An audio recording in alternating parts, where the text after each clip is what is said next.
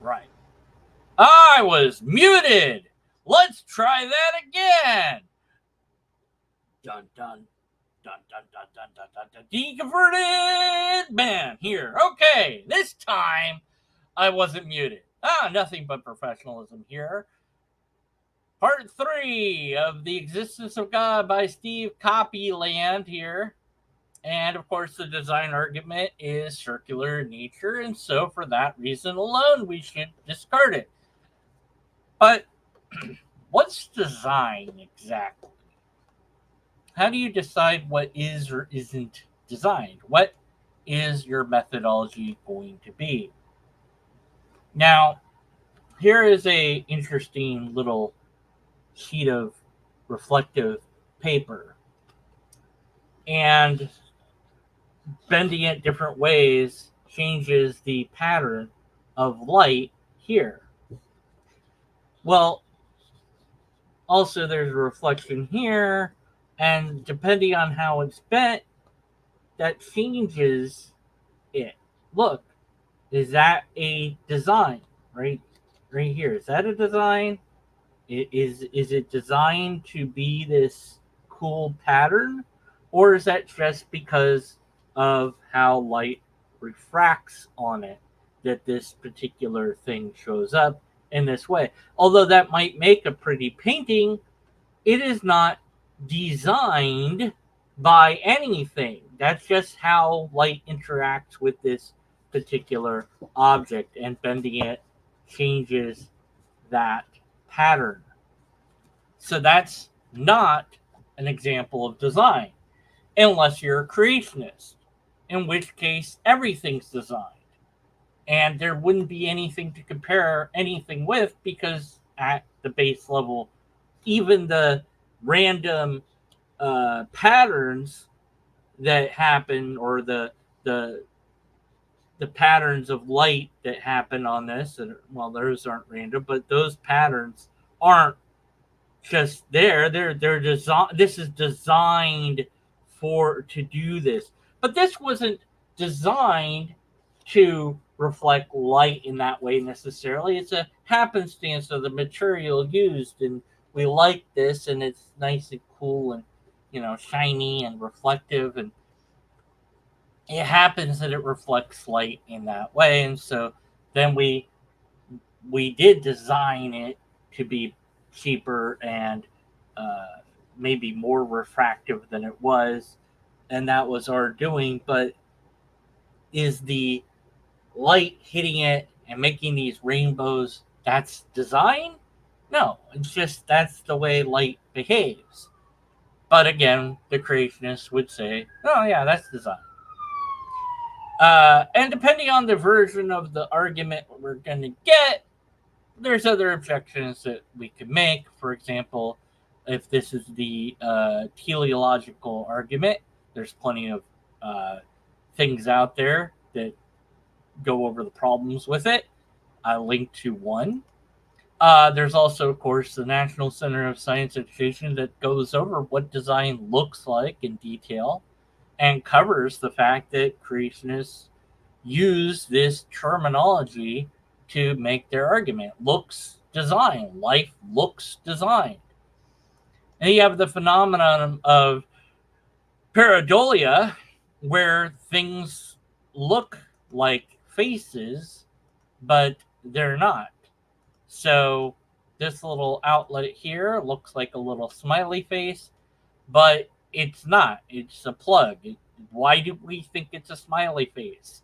Well, because our brain is really good at identifying faces. And here's the image that was taken on Mars. And oh, look, it's a face. And then, but when you have a more detailed thing, no, it doesn't. It looks kind of still like a face, and then it doesn't look like a face anymore as much, at any rate. And so we are really, really good at finding things that aren't there, as far as seeing faces or seeing people patterns where they aren't. And So if you read through this particular thing on the issues of the teleological design, you'll get more comprehensive view on that. I'll probably go over it depending on the argument he offers, and then of course what does design look like. But seeing as how I've been looking at this guy's video before, I don't think he's even going to give us an argument at this point. I think he's going to mention the design argument, and then he's going to go off on wild herrings about evolution and how he doesn't understand evolution and therefore God. But I don't know. Maybe I'll be surprised. Detailed examples of intelligent design, some of which are presented by leading agnostic scientists such as Michael Denton. So here I'm just going to give the basics of the argument. The Bible states that God designed the world. He's the creator of the world, that he caused it to come into being. Macroevolution claims that the world is the product of random chance. Wow. I wasn't wrong. Just immediately and instantly, not even the teleological argument, just immediately dive in headfirst into I don't understand evolution, not even a little. Evolution says nothing about the earth at all. Period. Nothing. So you're wrong about what evolution says here. And so everything that follows this is going to be a non sequitur. It's going to be wrong. It's not going to follow. So you're just wrong by saying that evolution says this because it doesn't. Macro is nothing about the world's formation and everything to do with life itself once you have life. And so you're confusing abiogenesis with evolution. You're confusing evolution with cosmology and the formation of the earth itself. And again, you're saying what the Bible says as if we care what the Bible says. You need to make an argument. This is supposed to be an argument for God. And okay, maybe that would include the Bible at some point, but you'd have to justify the Bible as being true or a credible source, and who certainly haven't done that. But this is it says evolution says a thing that it doesn't actually say, therefore whatever you say after that doesn't matter because you're just wrong. Ah. Now, one of the oldest arguments for intelligent design is as follows, and I'm sure most of you have heard it. A primitive man is walking across a desert when he finds a shiny object in the sand. It is a watch, but he's never seen a watch before. He plays with it and he accidentally winds.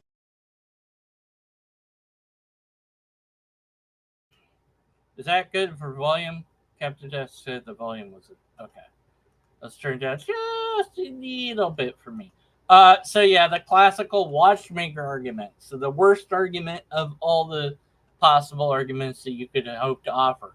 In this analogy, that's nothing more than an appeal to analogy, to and from analogy. At least he's getting it a little bit better than somebody that's never encountered a watch. Would they know that it's designed? I don't know.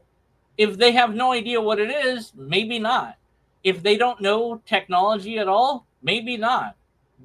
They might have zero idea what it is or why it is or how it works. Depends on their methodology. But we're imagining a person and we're imagining a scenario so that we can draw an analogy to say, look, he found a thing that we know is designed, and so why do we know it's designed? Well, because of the methodology, blah, blah, blah, blah. And then we're supposedly supposed to use the same methodology on fucking trees. But it's not. It's never used, and there's not going to be a methodology produced or explained by this guy. That's for darn sure. It up and it starts ticking and moving. He has two choices as to its origin. The first choice is the evolutionary explanation. The watch was created when, by chance, over a great long period of time, all of the parts accidentally flew together and it became a complete watch.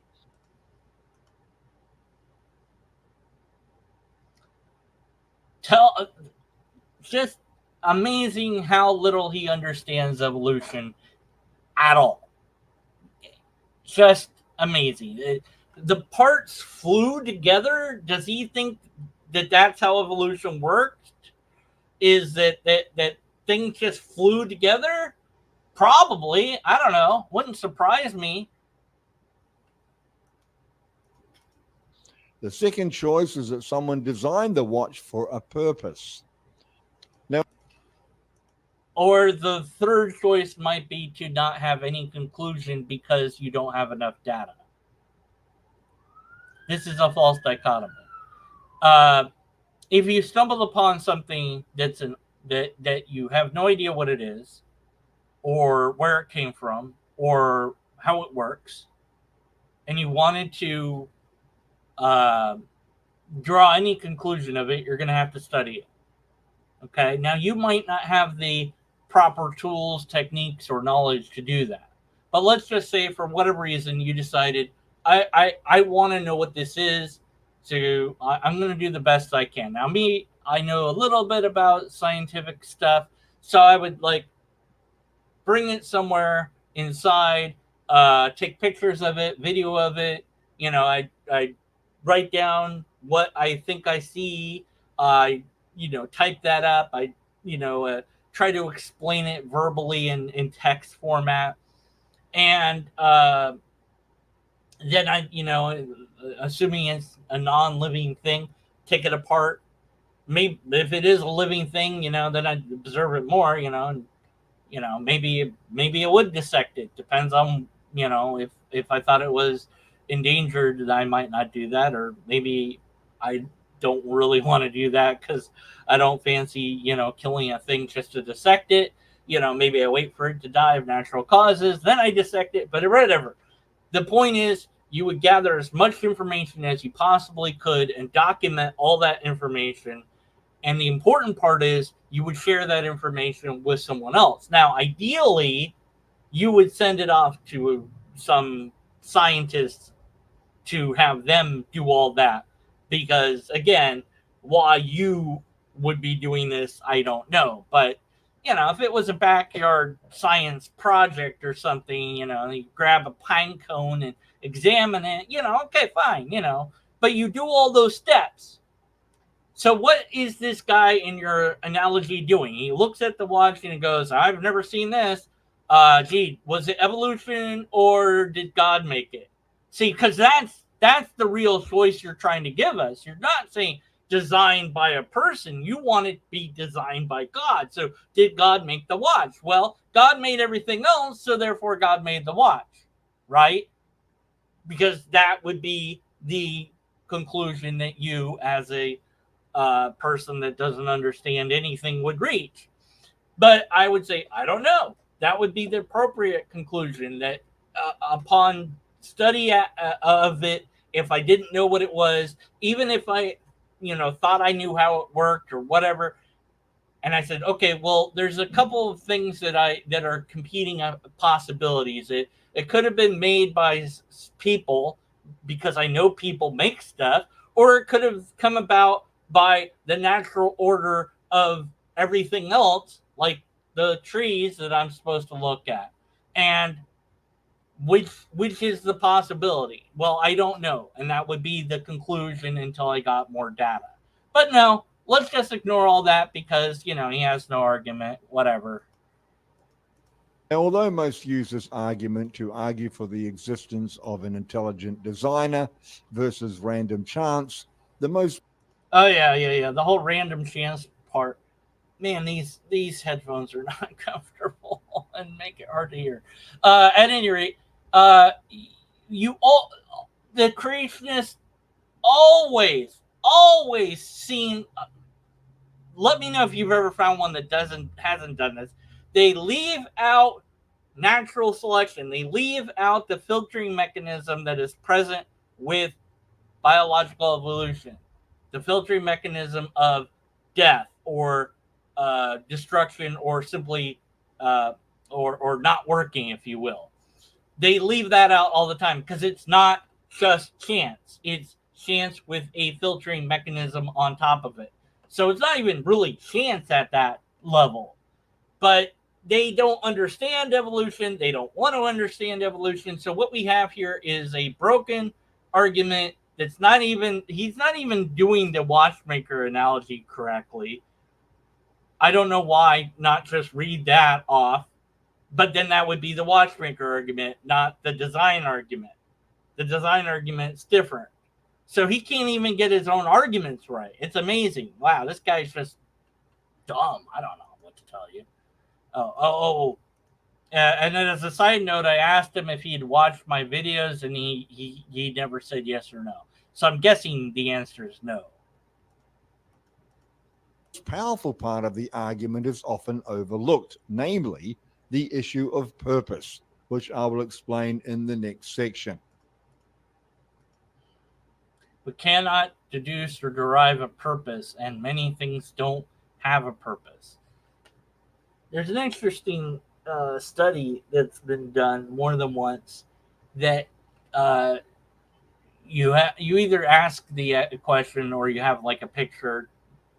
I'm not sure, which way is better to do it, but at any rate, you ask kids. You say, "Look, there's a rock in the middle of the woods, and the bear scratched themselves on the rock.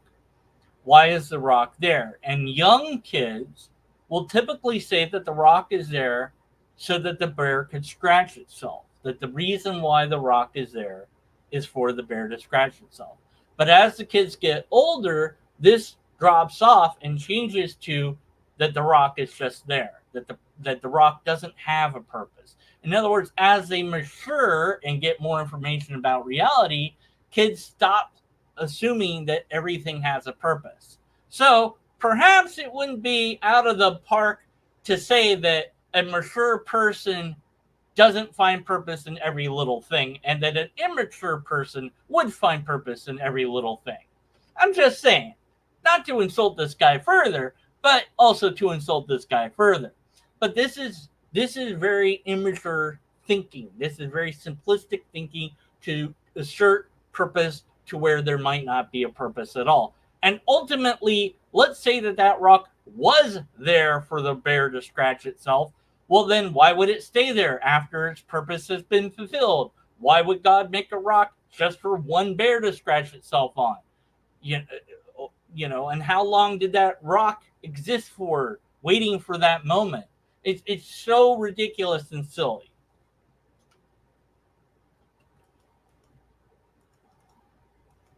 Now, there are many examples of incredible design in nature which atheists have no explanation for whatsoever. Oh, that's not going to be true, but also, what the bleep? Atheists don't need to explain anything because it's not a worldview or a religion or anything else. It's just a word. But even if it is the case that any given person and or group cannot explain something, that doesn't mean that you win. You still need to offer that explanation, not only an explanation, but you need to demonstrably demonstrate that explanation is true. And I love the words demonstrably demonstrate in a row. It upsets certain people because certain people are pedantic. Anyways. For example, the structure and complexity of DNA. We have an answer for that within biological evolution. You just don't like the answer. The exact tilt of the earth, which determines our seasons.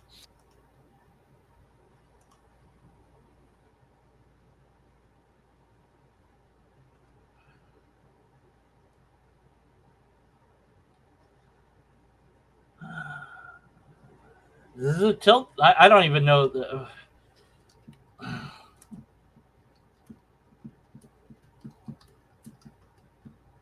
So Why is the Earth tilted the way it's tilted?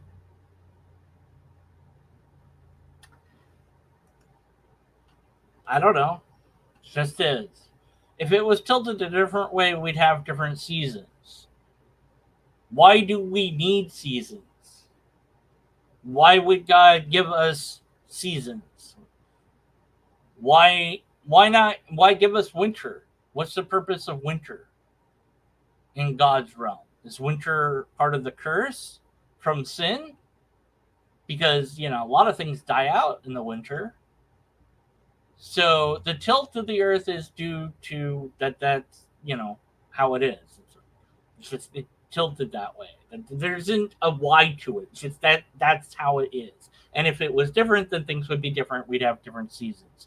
So no matter where the earth was tilted, which way it was, if there was still life here that could notice that was the case, that life would say, "Hey, why is this way?" And be like, "That's because it is. That's how it is." There's no deeper answer than that. So I guess, yeah, you got us. There isn't an answer for that one. Oh no, that must mean God did it. Why? I don't know. But okay, sure. And even the intricate structure of a simple piece of grass. Evolution explains that. I mean, to some extent. So, that'd be like in plant study. What's plant stuff? Botany. Botany. Ask a botanist. I don't know. Even atheistic scientists have an impossible task to argue that such examples are random chance. Not just random chance plus a filtering mechanism of death.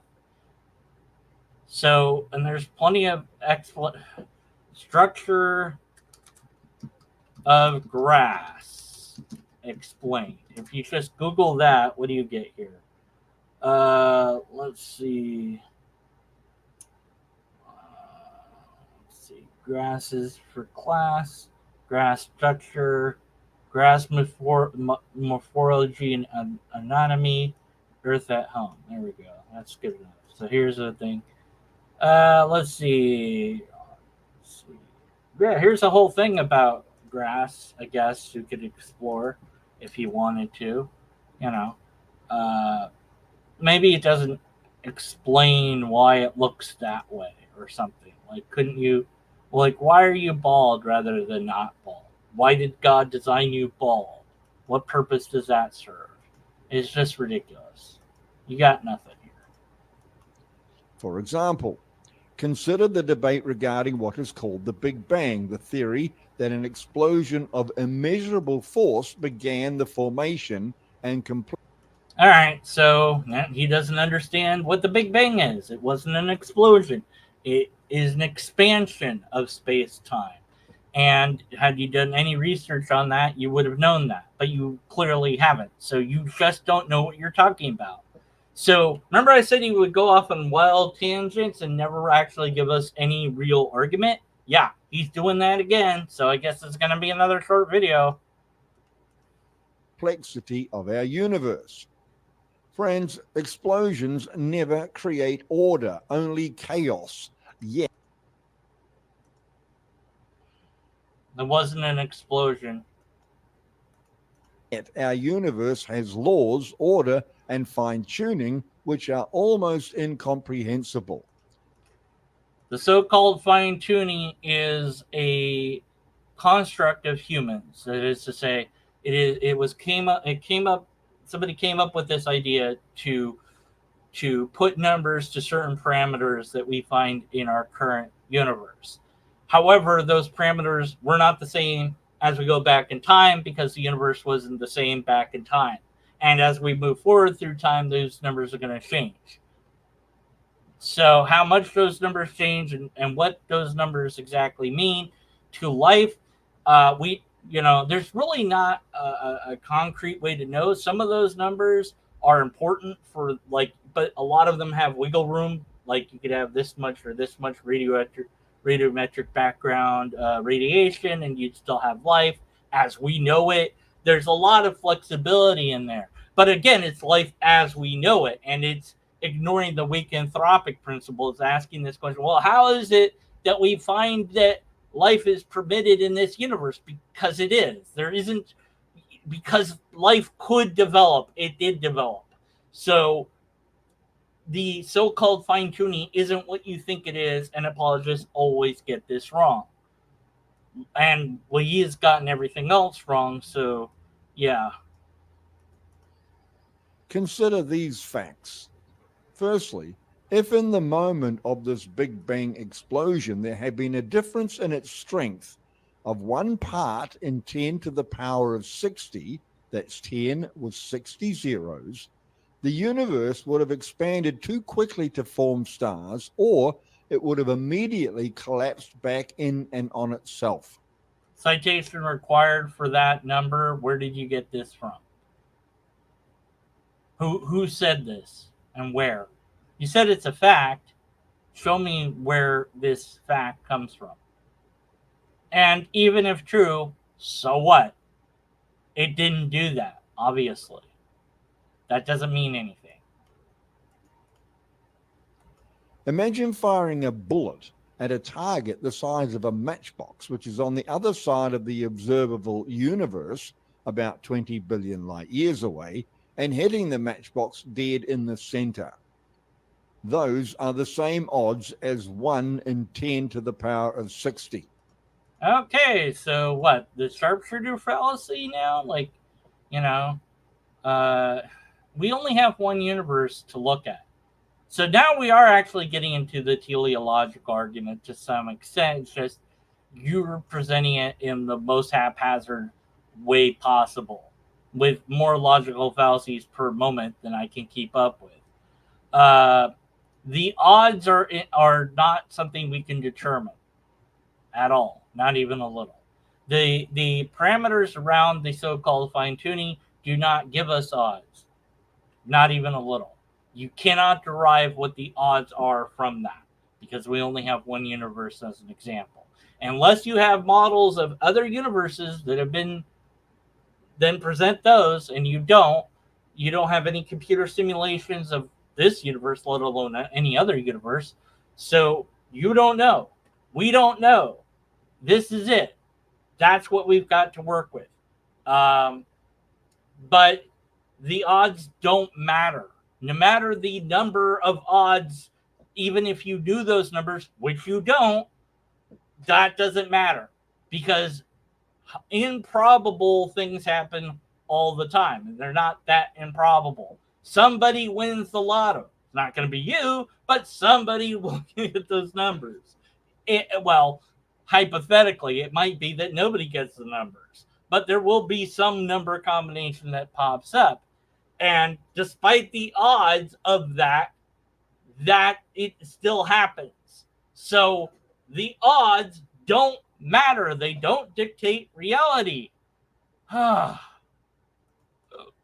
Secondly, if gravity had been either weaker or stronger by a factor of 1 part in 10 to the power of 40, then stars such as our sun would simply not exist. Okay, but other stars might exist. So what? I'm wondering where he's getting all this from. Some website. I wonder what website. But yeah, this isn't original to him, and it's all been, it doesn't matter. These numbers don't matter. Thirdly, as our Earth orbits the sun, it deviates from a constant distance by just 1/9 of an inch every 18 miles. Now that's around about 2.8 millimeters. If it deviated closer by 1/8 of an inch, that's around about 3.1 millimeters, we would be incinerated. And I don't believe that. How close can you get to the sun before being incinerated? Let's see.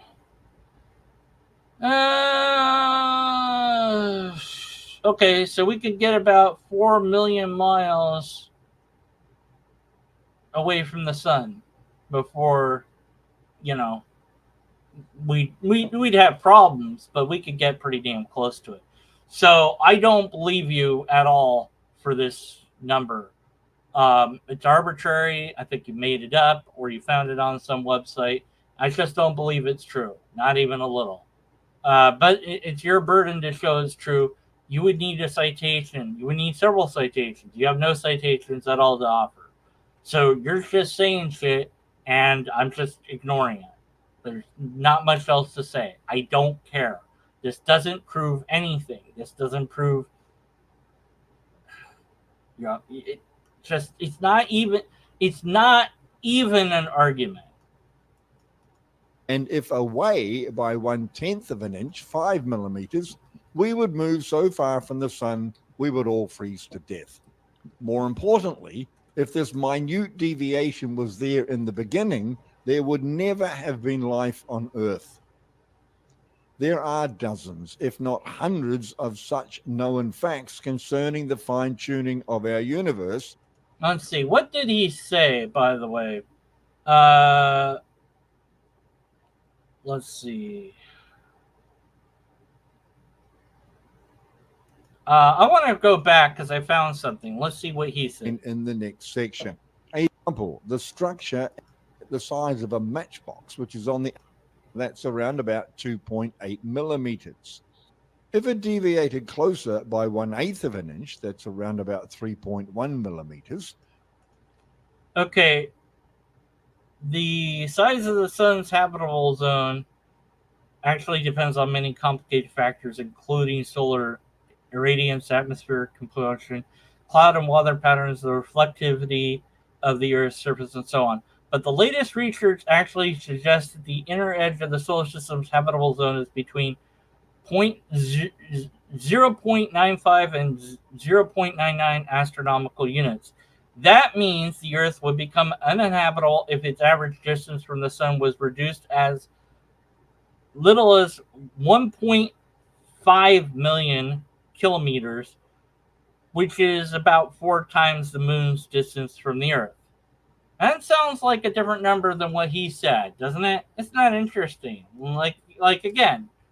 So he said, how many inches? It closer by 1/8 of an inch. That's 1/8 of an inch. So let's see, how many million kilometers to an inch? What is that? Let's see. So that's 5.99995. Right. It's so, yeah. It, 5.15 million kilometers is 90. It's a lot.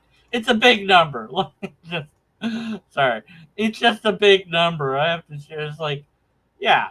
So kilometers to miles is this, whatever the hell that is. So yeah, it's not. He said an inch. No, like how inches.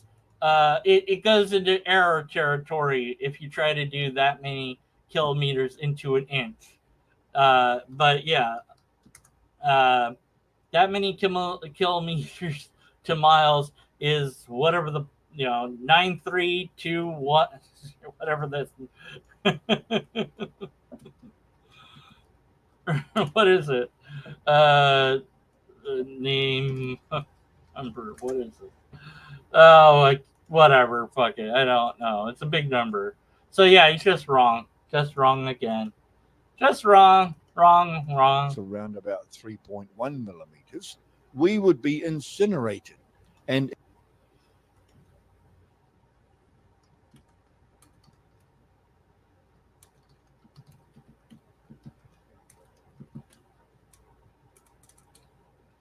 but yeah, if we were, was it 932,056, whatever? I guess, yeah. If away by 1/10 of an inch, 5 millimeters, we would move so far from the sun we would all freeze to death. More That's probably importantly, wrong if too. this minute deviation was there in the beginning, there would never have been life on Earth. You don't know that. There are dozens, if not hundreds, of such known facts concerning the fine-tuning of our universe, so we are left with two possibilities. Do we exist because of some unimaginable stroke of luck, or did a being of infinite knowledge and power design our universe as part of his plan for the creation of humanity? Man, that's one hell of a false dichotomy. There's so many other possibilities, and the fact is,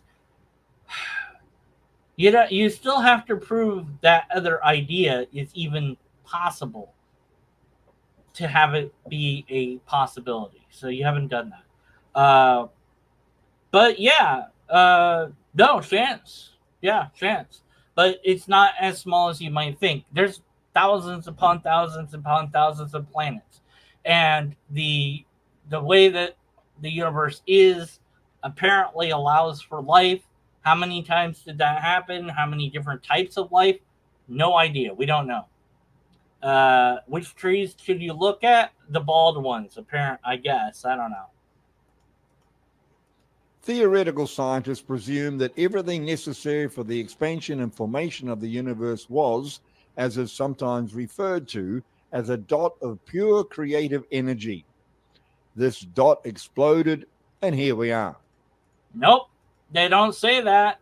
And didn't know, not explosion. So you're just wrong. Just not exploded.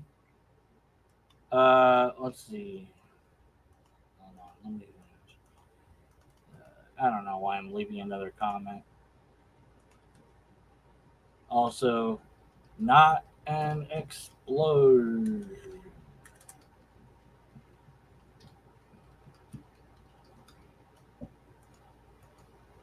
But people have told him that he's wrong about that, and he doesn't seem to care. Explosion. Can't spell anything. All right. I prefer to believe that our universe was in the form of a seed and God spoke it into being and it grew precisely as designed. I prefer to go with the actual observable, testable ideas rather than just I believe it's a seed. Yeah, just believe it's a seed. I just believe. Yeah, okay. I know what you prefer, but what you prefer doesn't matter. What you can demonstrate is what matters. You haven't demonstrated this, so it doesn't matter what you prefer.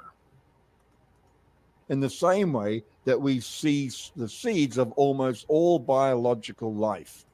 Told you to look at trees. In the past 40 years, the science of microbiology has discovered such complexity in the simplest of life forms that it is estimated that around 90% of scientists working in this field believe that an intelligent, creative agent is responsible for the creation of life. All right, let's see. Percentage of biologists that believe in creation. Let's see if we've got anything of that. Let's see. According to a 1991 Gallup poll, 5% of American scientists, including those with training outside of biology, identified as creationists. 1998 Nature study found biological scientists have the lowest rate of belief in God at 5.5%. So you're wrong about that too. You're just wrong about everything. Everything that he says is wrong. Everything. For example, the single cell is so complex that agnostic biologist Michael Denton describes it as the puzzle of perfection. Yes, things are complicated, and that's not a feature of design. Design is actually about simplicity, not complexity. So this right here, this little phone, this is a decent analogy. It's not a perfect analogy, but it's actually a decent analogy. So this might be maybe a video I'd do. I don't know. But if we trace the phone evolution from where it started to this and we left out all the intermediates, we would have no idea why it got to this. But this is like the simplest that we can get it. And this design won by and large out of other designs that were possible. In fact, phones before smartphones, phones all looked very different. But once the smartphone came, that became the way to go. And number pads are really hard to find. Uh, so just the convenience, the simplicity of it, uh, that's what design actually is, not complexity. Complexity shows a lack of design, shows incompetency at best. So I guess God is a nitwit. Sure. Denton and other scientists' claims regarding the cell are discussed in a later chapter in Time for Truth dedicated to refuting macroevolution. Yet there is another part of this design argument which is worth considering. I would suggest that God has put his label on all creation. Oh, this is Now, gonna some people this is gonna be stupid. like to wear labeled clothes which clearly state the designer of those clothes. Has God done the same with his creation? No, God told Moses that his name was I am that I am. that's Now, this nice. is like saying, my name is infinity.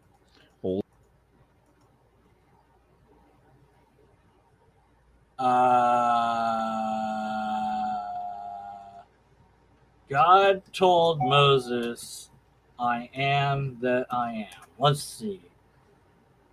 So God said unto Moses, I am that I am. He didn't say that that was his name, though, so you're wrong about what the Bible says on top of everything else. Also, Jesus Christ is called the Alpha and Omega, the beginning and the end. Which would be different than infinity. In the Bible, then, God claims to be infinity. He is the source of infinity, and it is one of his attributes. So what? Scientists have discovered that although there are a set number of types of atoms, there are no two atoms which are absolutely identical, partly because they cannot be in the same space at the same time.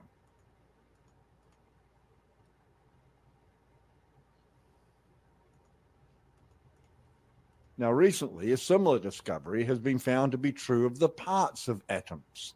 Now, this means that it is impossible for any two objects to be exactly the same in the entire universe. For example, snowflakes, when seen under a microscope, are extremely complex and beautiful symmetric shapes. But if there are no two atoms alike, then logically there has never been two snowflakes exactly the same. William Bentley, an American farmer who was born in 1865 and later nicknamed Snowflake Bentley, photographed over 5,000 snowflakes. He was obsessed with their beautiful, intricate, and complex designs, and he claimed that he had never found two that were exactly the same. Infinity is God's label. It's his trademark. On a more personal level, every human being is completely original with unique fingerprints, eye, retina imagery, and DNA.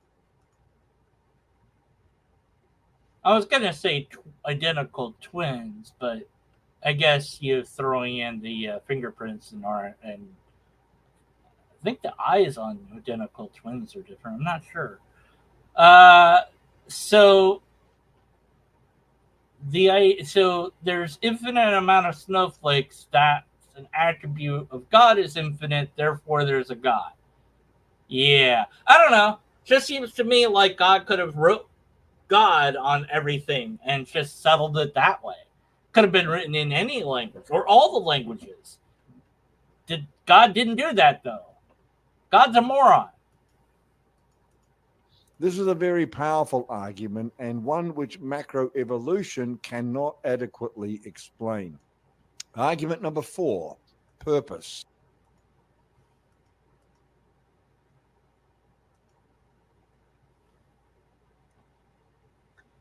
Macroevolution can't explain why there's different snowflakes. Yeah, you're right about that. Can't explain that with macroevolution. Checkmate, atheist, I guess. Oh,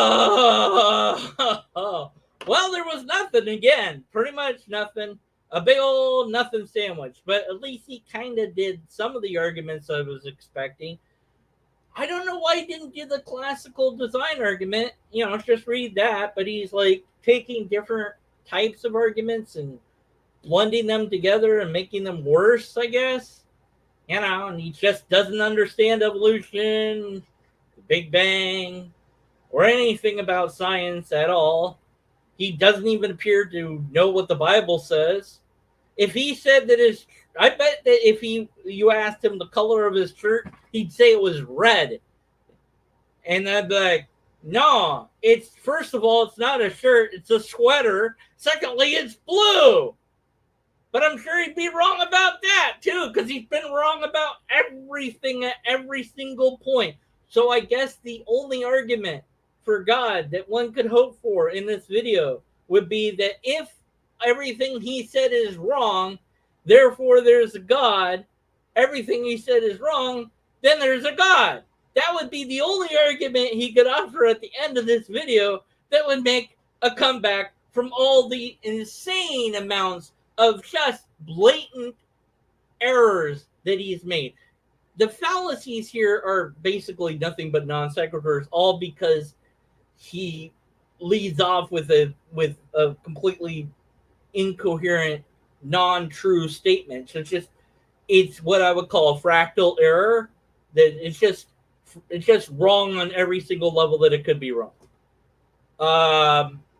And damn, I'm not done. I thought I'd be done. I'm not done. There's only 10 minutes left of his video, but I've had enough of him for now.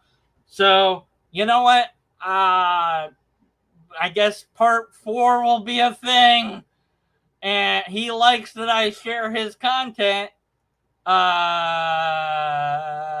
So, yeah, make sure that you comment on his video. You're wrong. And the lobsterist is right. Let's see if we can get him to debunk the lobsterist. Nobody's done it. Wait a minute. I have an idea. Hey, Nerdy wrote it. Debunk the lobsterist. I dare you. We'll see if I can make him do it. No, he's not going to do that. He's got way too... People will be like, what's this video? He can put it on hidden mode so only I can watch it. That doesn't make sense. Oh, somebody somewhere will make a video one day talking about the lobsters that isn't me. One day it will happen. Oh, we can only hope and dream. Until next time, be skeptical, and after that, stay skeptical.